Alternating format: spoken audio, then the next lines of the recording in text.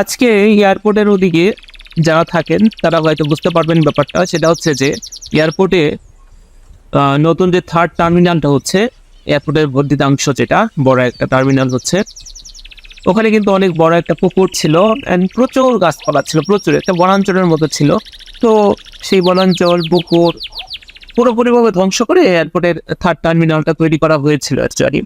তো খারাপ লাগতো দেখতে যে কি অবস্থা, এত বড় একটা বনাঞ্চলের মতো এরিয়া, তার মধ্যে পুকুরটা সব ধ্বংস করে এরকম করা হচ্ছে। তো আজকে আমি লক্ষ্য করলাম, আমি বিআরটিসি বাসের দোতলায় উঠে ভিডিও করছিলাম, দেখি যে ভেতরে বেশ গাছপালা লাগানো হয়েছে। থার্ড টার্মিনাল মোটামুটি কমপ্লিট।